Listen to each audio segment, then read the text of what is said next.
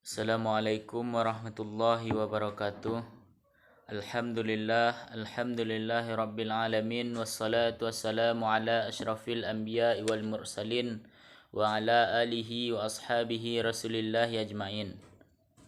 Asyhadu an la ilaha illallah wa asyhadu anna Muhammadan abduhu wa rasuluh alladzi la nabiyya ba'da, amma ba'du.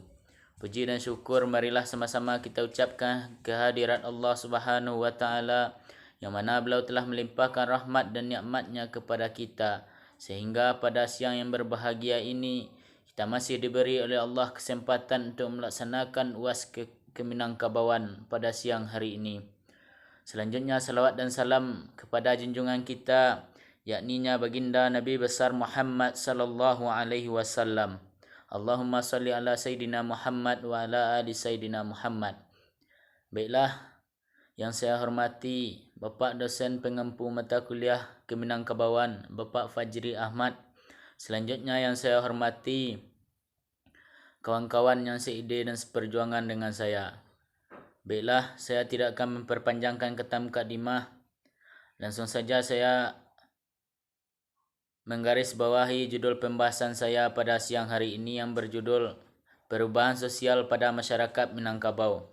Sebelum saya menguraikan perubahan sosial yang terjadi pada masyarakat Minangkabau, alangkah baiknya saya memperkenalkan diri saya terlebih dahulu. Nama Muhammad Ridho, NIM 140066.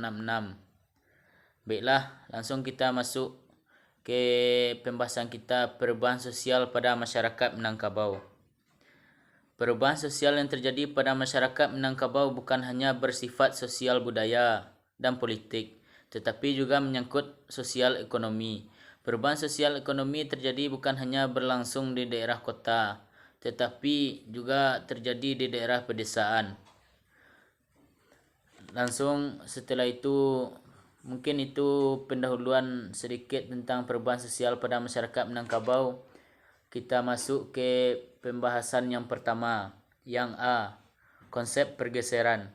Pergeseran merupakan peralihan, perpindahan, pergantian. Pada konsep pergeseran terdapat kesamaan pengertian dengan perubahan yang juga merupakan keadaan peralihan. Perubahan sosial merupakan fenomena kehidupan yang dialami oleh setiap lapisan masyarakat. Setiap masyarakat pasti mengalami perubahan-perubahan dalam berbagai aspek kehidupannya yang terjadi di tengah-tengah interaksi antara sesama individu, warga, masyarakat. Demikian pula antara masyarakat dengan lingkungan hidupnya. Dijelaskan oleh Soekarno bahawa ketidakpuasan masyarakat terhadap bidang-bidang kehidupan tertentu yang berlangsung lama dalam sebuah masyarakat berkemungkinan besar akan mendatangkan revolusi. Mungkin itu sedikit tentang konsep pergeseran yang dijelaskan oleh Insinyur Soekarno.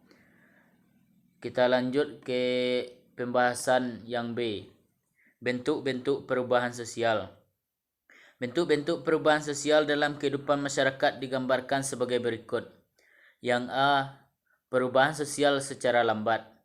Yang B, perubahan sosial secara cepat. Yang C, perubahan sosial kecil. D, perubahan sosial besar. E, perubahan sosial yang dikehendaki. Yang F, perubahan sosial yang tidak dikehendaki. Setelah itu kita masuk kepada poin yang C, faktor penyebab perubahan sosial. Di sini ada dua faktor penyebab perubahan sosial. Yang pertama, perubahan yang berasal dari masyarakat. Dan yang kedua, perubahan yang berasal dari luar masyarakat. Kita ambil yang pertama dulu, perubahan yang berasal dari masyarakat. Perubahan yang berasal dari masyarakat yang pertama adalah bertambah atau berkurangnya penduduk.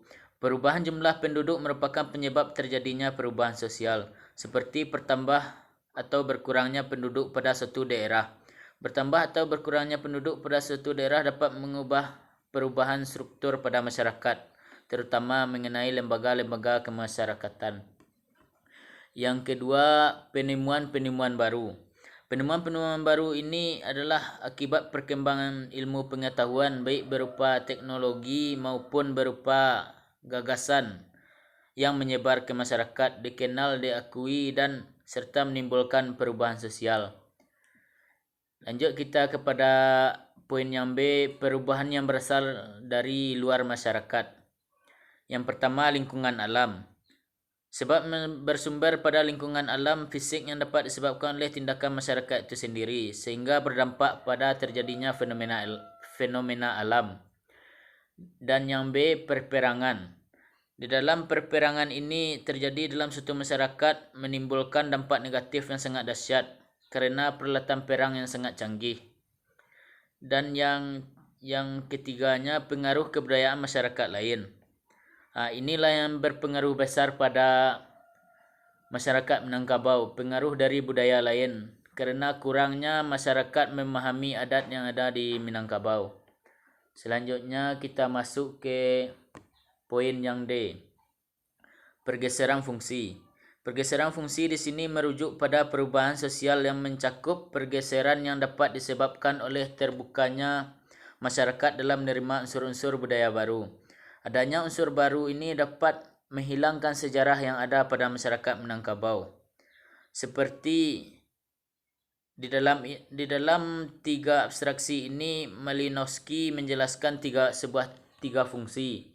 Yang A, fungsi sosial dari suatu adat mengenai pengaruh kebudayaan dan tingkah laku manusia, mempengaruhi fungsinya terhadap adat. Yang B, fungsi sosial dari suatu adat yang mempengaruhi dan efeknya terhadap kebutuhan suatu adat. Yang C, fungsi sosial dari suatu adat. Yang ketiga, mengenai fungsinya terhadap kebutuhan mutlak untuk berlangsungnya suatu sistem sosial tertentu. Mungkin ini penjelasan singkat tentang perubahan-perubahan sosial yang terjadi di Minangkabau yang dapat saya presentasikan. Mungkin sekian yang dapat saya sampaikan, terlebih dan terkurang saya mohon maaf. Saya sudahi dengan wabillahi taufik wal hidayah. Assalamualaikum warahmatullahi wabarakatuh.